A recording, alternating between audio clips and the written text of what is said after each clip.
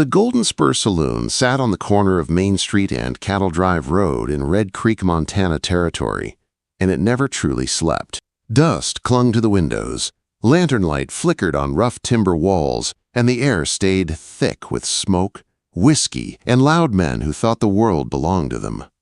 Serena Hol moved through that noise like she had done 1,000 nights before, carrying plates and mugs with a steady hand, even when her legs felt like they might give out. She was 24, but tired sat on her face like it had been carved there. Her navy dress was patched, her apron had stains that would not wash out, and the soles of her boots were worn thin. Still, she kept her shoulders straight. A waitress in a saloon learned fast that if she looked weak, someone would try to prove it. At a corner table, a group of cattlemen laughed too loud and leaned too close. One of them, a grizzled ranch hand named Cotton, watched her set down stew and cornbread like she was part of the meal. He flashed a grin full of tobacco-stained teeth. "Why is a pretty thing like you working yourself to the bone in a place like this?" he asked. Serena gave him the same calm smile she gave everyone. "Making an honest living, Cotton, same as you." A younger man at the table snorted and looked her up and down. "Honest living does not look like it is treating you too kind. You got shadows under your eyes deep enough to plant corn in." The men roared with laughter. Serena felt heat rise in her cheeks, but she did not show it. She thought of the brown medicine bottle she needed to buy. She thought of her sister, Opal, coughing so hard at night it sounded like her lungs were tearing. She tightened her grip on the tray and kept her voice even. "I reckon I'm doing just fine," she said. "Anything else you need?" Cotton waved her away like she was nothing. "You might want to ask your boss for a day off before you collapse right here on the floor." More laughter rolled after her as she walked back to the bar. Garrett, the owner, stood behind it, wiping glasses with a dirty cloth, watching the room like a man guarding his own profit. "Keep them happy," he told her. "They spend good money." "Yes, sir," Serena answered, because she needed the $4 a week, the tips when they came, and the leftover food she could carry home. Later, a group of young ranch hands called her over, already drunk and bold. One boy, barely old enough to shave, leaned forward with glassy eyes like he was about to say something clever. "What's a lady like you really want in this life?" he asked. "What do you dream about at night?" The table leaned in, hungry for a laugh. Serena knew the game. They wanted her to blush, to stammer, to give them something to tease her with. So she gave them what they wanted, because it was easier than fighting. "A day off," she said with a light laugh. "Maybe 2, if the heavens feel generous." The men howled, slapping the table and repeating her words like it was the best joke they had ever heard. Serena smiled and walked away, but the truth sat heavy in her chest. It had not been a joke. Not really. Then the saloon doors opened and the whole room shifted. Voices softened. Even the piano player missed a note. A tall man stepped inside, wearing a dark duster and expensive boots that still looked like they had seen real work. He did not swagger. He did not smile. He simply stood there for a moment, scanning the saloon like he owned the air. Garrett straightened fast. "Evening, Mr. Montlair." The name rippled through the room like wind through wheat. Nash Montlair. The Montlair family owned land, cattle, mines, and freight lines. People said Nash was worth more than Red Creek would earn in 10 lifetimes. Serena's hand froze on a water pitcher as Nash walked to the private corner table. He sat with his back to the wall, calm and controlled, then lifted his eyes. And they found her. His gaze held hers, steady and quiet, not like a drunk man's stare. It felt like being seen, and it made Serena's breath catch.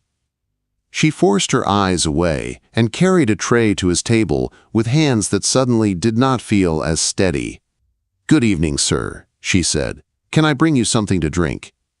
"Coffee," he said. "Black."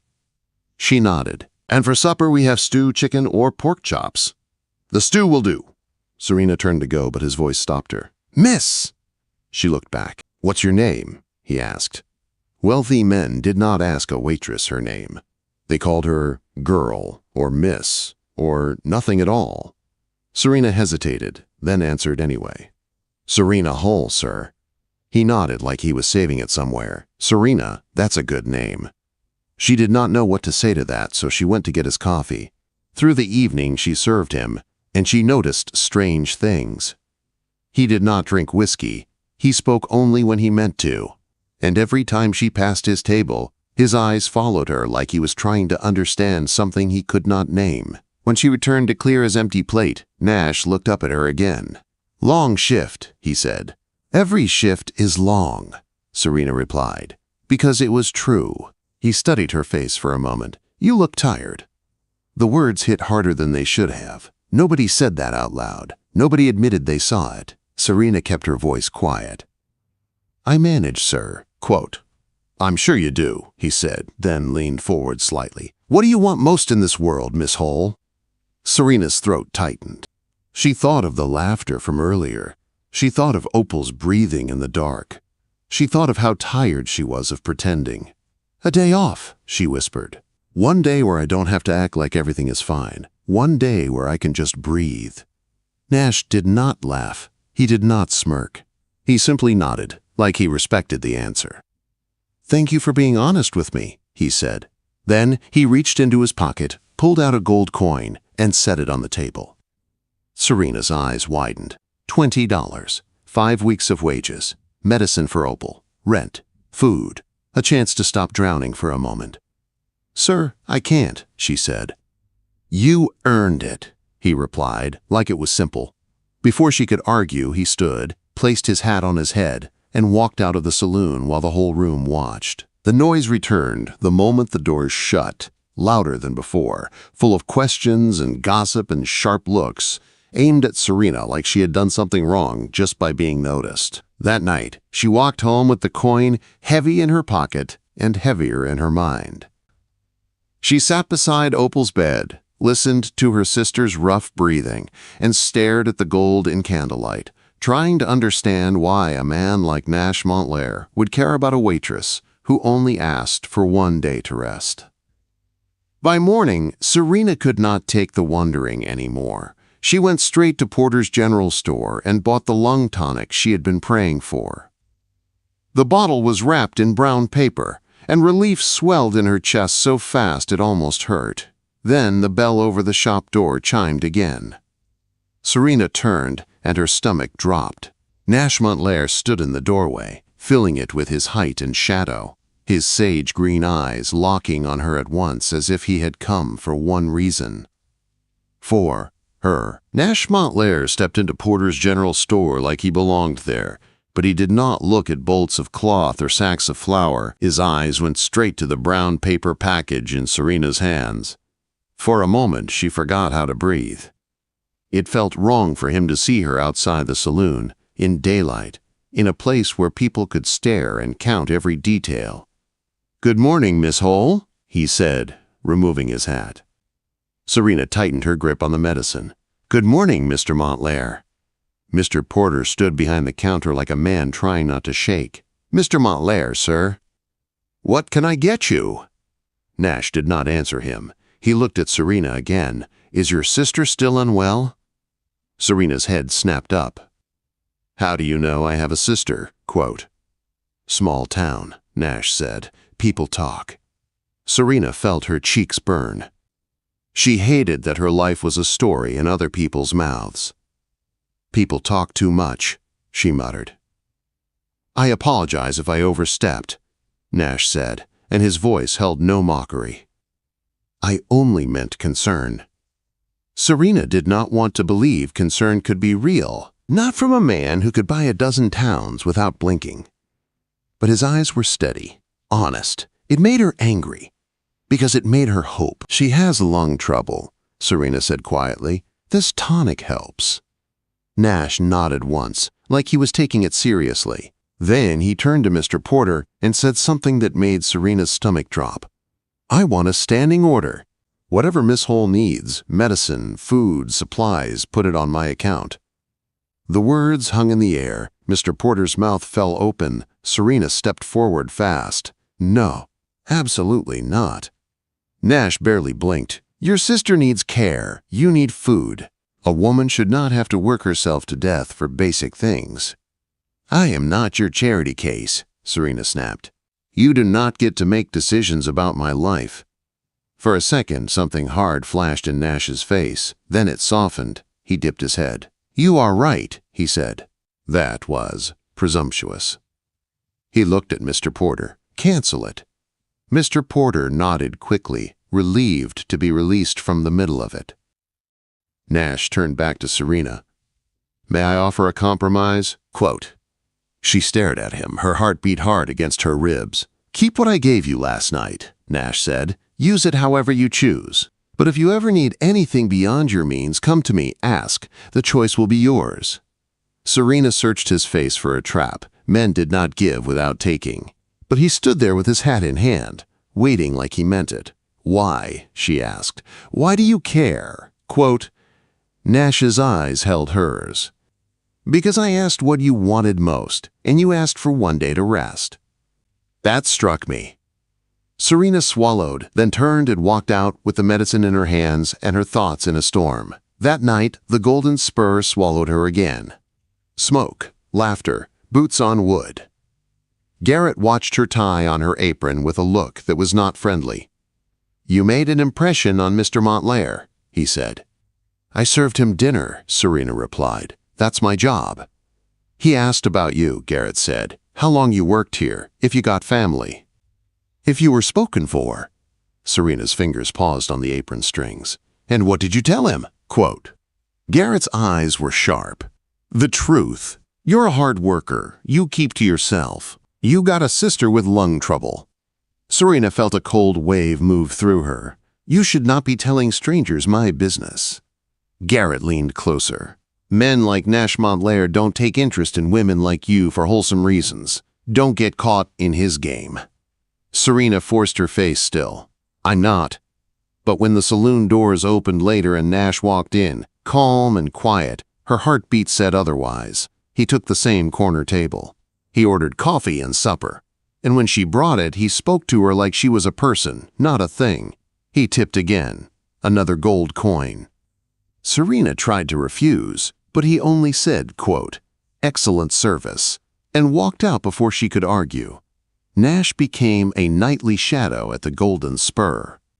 He came around 8, ordered food and coffee, and stayed until closing.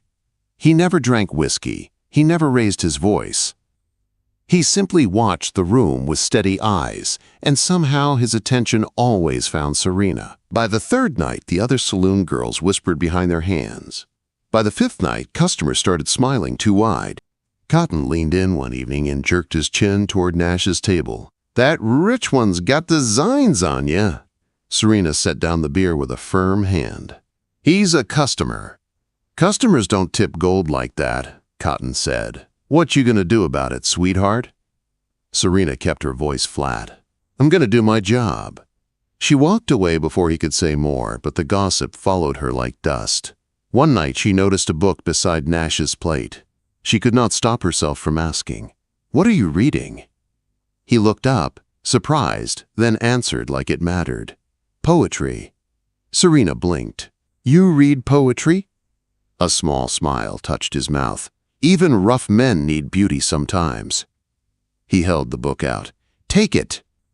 Bring it back when you're done. Serena hesitated, then accepted it like it was something fragile. That night, after Opal finally fell asleep, Serena read by candlelight until her eyes burned. It felt like someone had opened a window in a room she had been trapped inside for years. The trouble came on a Saturday when the saloon was packed and the air was thick with whiskey and heat. Serena carried a tray through the crowd when a hand shot out and caught her wrist. Clayton Redmond. He was a freight man with a heavy body and a heavier sense of entitlement.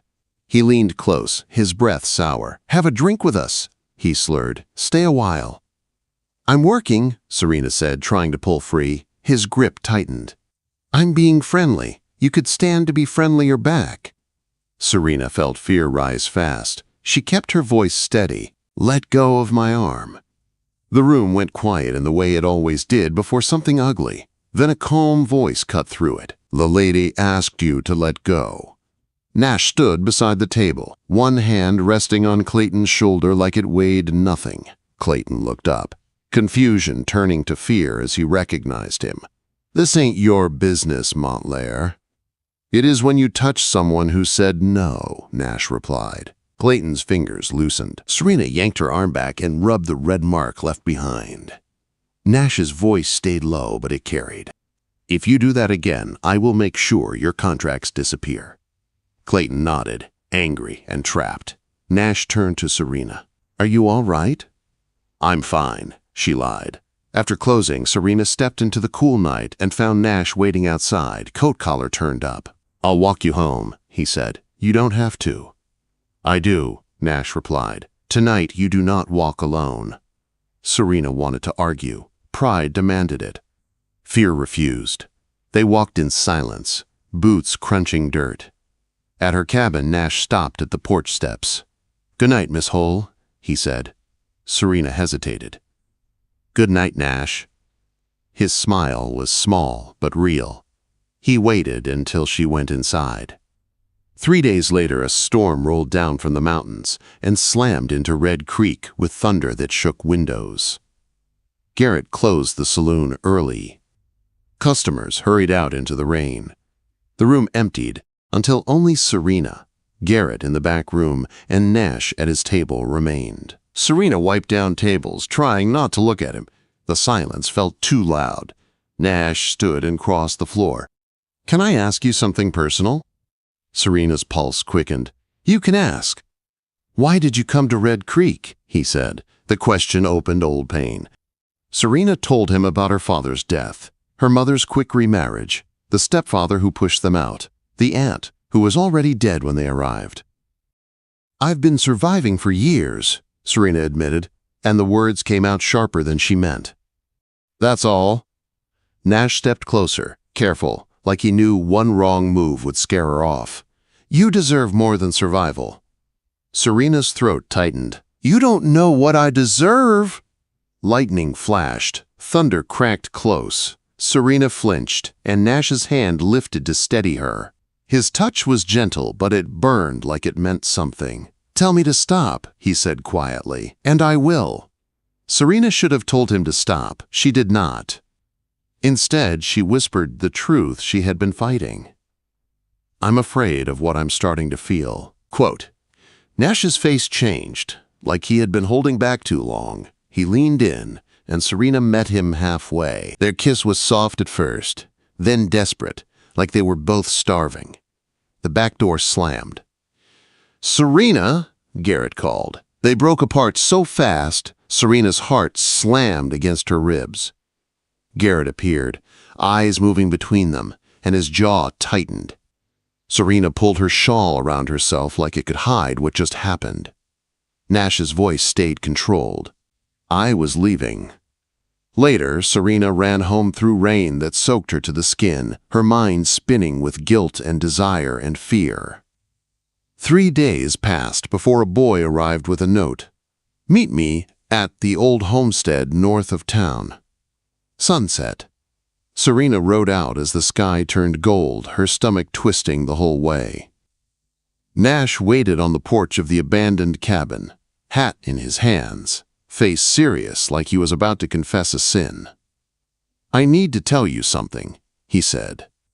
And you need to hear it before you decide anything about me. Serena's breath caught. What is it? Quote.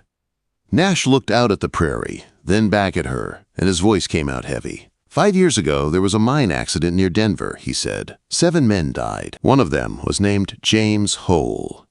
Serena went still, like the world had stopped moving.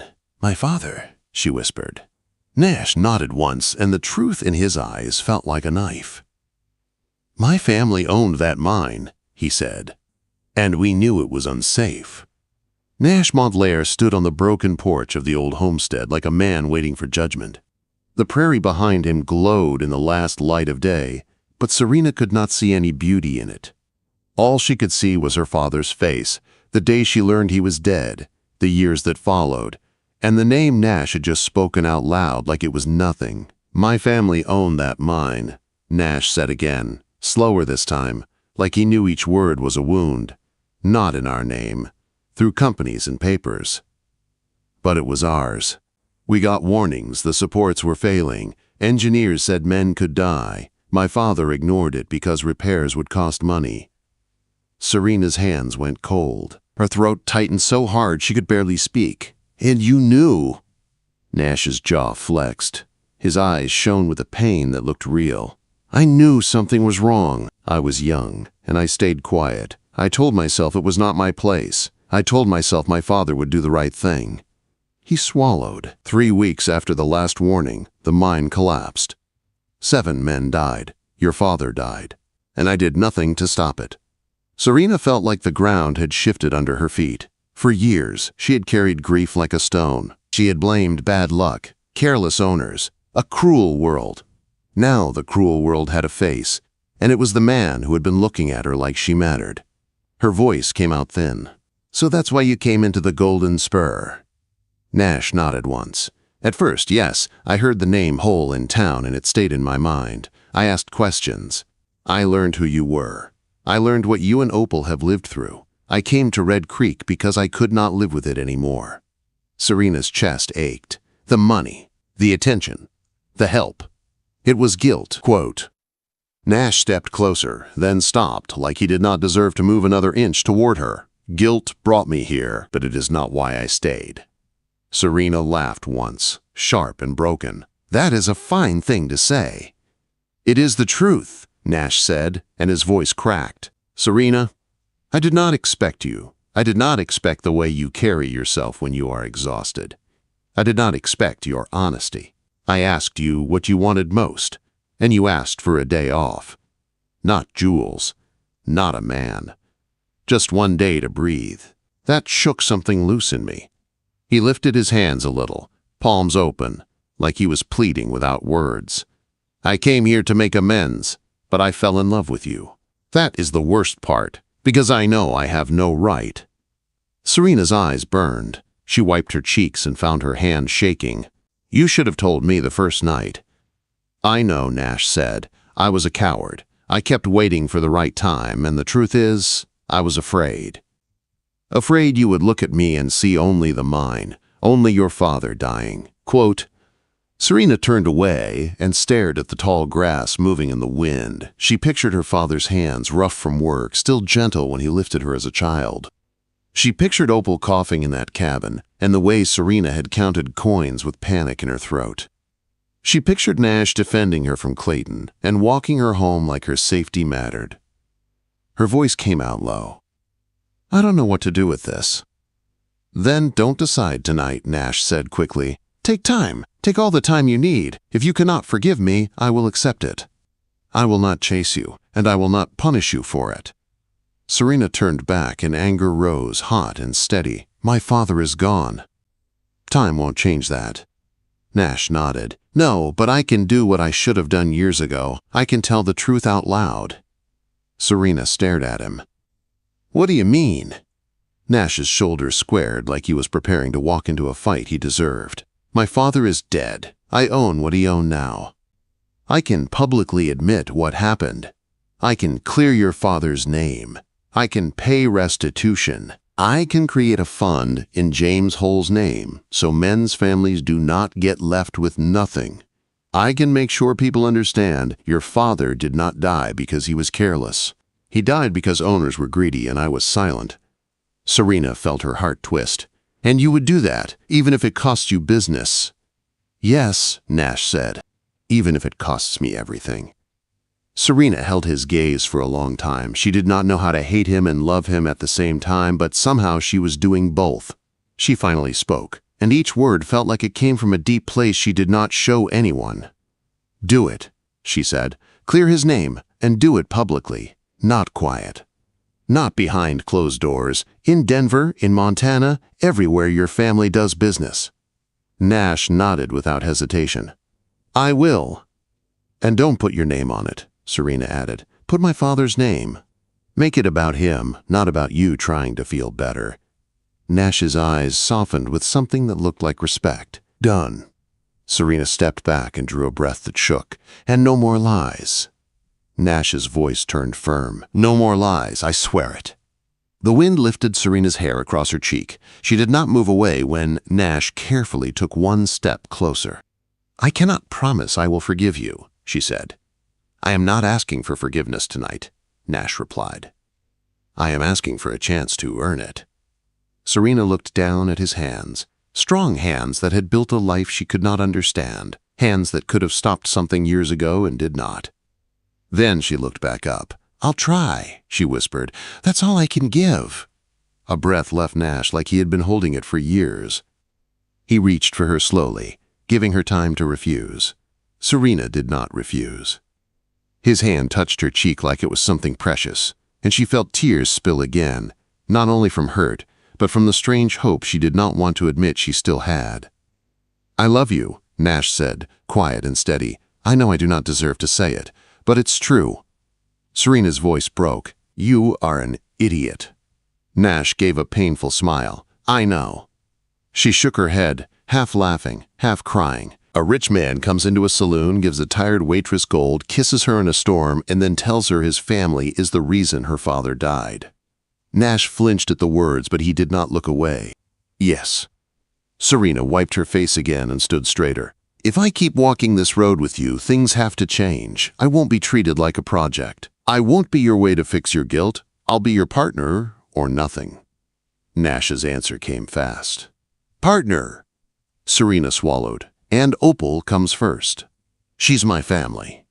Nash nodded. "She comes with you, always." Silence sat between them, heavy and real. The sun dipped lower, painting the world in gold. Serena thought about her cabin, her tired bones, the endless worry. She thought about Nash listening when she spoke, like her words mattered. She thought about what it would cost her if she trusted him and he turned out like every other powerful man. Then she thought about what it would cost her if she never tried. Nash's voice turned softer. "Serena, I want to marry you."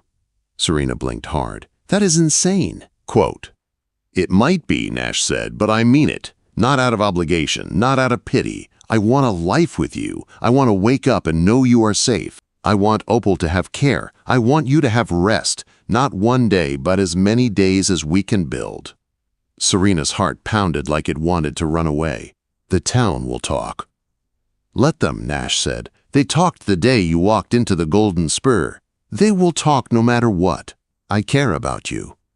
Serena looked at him a long time. "If I say yes, you will do the public statement first. You will clear my father's name first."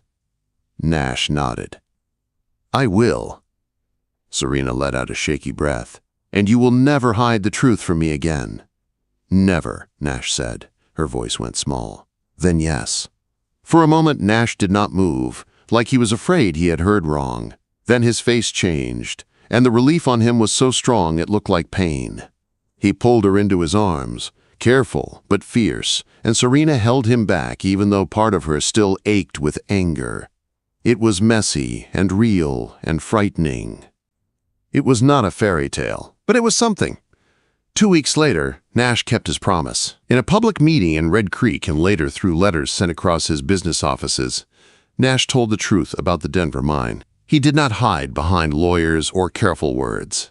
He admitted the negligence. He admitted his own silence. He named James Hol among the dead and called him a good man who did not deserve what happened. Some people praised Nash. Others called him foolish. Some business partners walked away. But Serena watched him stand in front of men who looked at him with disgust and still say the truth anyway, and something in her chest loosened. The James Hol Memorial Fund was created, not under Nash's name, but under her father's. It helped families of injured workers. It helped pay for doctors and schooling. It helped people who would have otherwise been forgotten. Then Serena married Nash in the small church in Red Creek, with dust on boots and sunlight through plain windows. The pews were not full. Some townsfolk stayed away, still suspicious and bitter. But Opal stood beside Serena, stronger now with better medicine, tears on her cheeks, and that mattered more than any gossip. After the vows, Serena looked at Nash and saw a man who had wealth, yes, but also a weight he carried and was finally choosing to carry the right way. When Nash took Serena to the Montlair ranch outside Billings, the land stretched wider than anything she had ever imagined. The house was large, built of timber and stone, with a porch that wrapped around like arms. Serena stood in the entryway and felt panic climb her throat. "It's too much," she whispered. Nash came behind her and rested his hands on her shoulders. "We will figure it out together." Serena did not become a lady who sat still.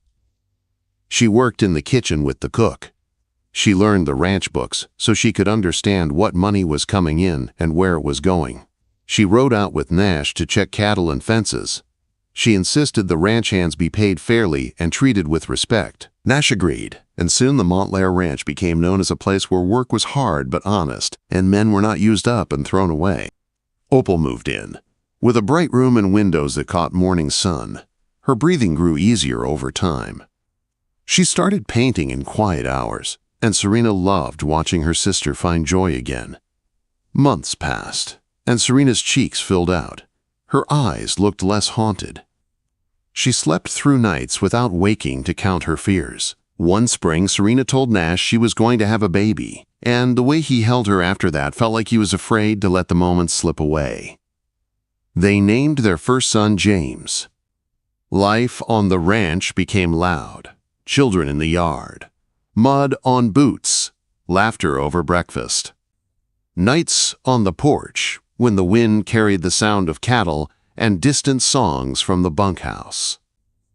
Serena used part of the Montlair money to open a small school for ranch families and town children.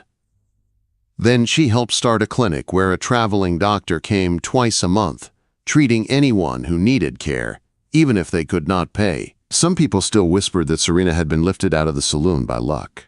Serena did not care. She knew what she had fought for. She knew what she had built. 15 years after that first night in the Golden Spur, Serena stood on the ranch porch with a cup of coffee while her children played in the yard. Opal visited often, healthy enough now to laugh without coughing, and married to a kind schoolteacher who adored her. The old saloon in Red Creek had changed hands and changed names, but Serena still remembered the smell of smoke and stew and the feeling of being trapped in an endless shift. Nash stepped beside her and handed her the second cup of coffee, like he had done 1,000 mornings. He was older now, with a little silver in his hair and lines at the corners of his eyes. He looked at Serena the same way he had looked at her that first night, like she was worth knowing. "Do you remember what you said when I asked what you wanted most?" he asked. Serena smiled softly. "A day off." Nash nodded. "You were not joking." "No," Serena said. She watched her children running through sunlight and dust, and her voice grew quiet. "I was begging, and I did not even know it." Nash's arm slipped around her waist. "And now?" Serena leaned into him and closed her eyes for a second, breathing in grass and coffee and home. "Now I have days," she said. "Not easy days, not perfect days, but days where I can breathe. Days where my sister is safe. Days where my children laugh. Days where I'm not surviving anymore." Nash kissed the top of her head. "I love you," he said. Serena laughed under her breath. "How many times today?" "Not enough," Nash replied. Serena turned to face him, and for a moment she saw the man he had been and the man he had chosen to become. She saw the pain, the truth, the work it took to build something honest out of something broken. "I love you too," she said. "And I'm glad I didn't settle for just one day off." They stood together watching the sunset stretch across Montana, and Serena thought about the tired waitress she used to be. The one who joked because it was safer than telling the truth. That girl had wanted a day to rest. But the truth was, she had wanted a life, and somehow, through grief and courage and hard honesty, she had built it.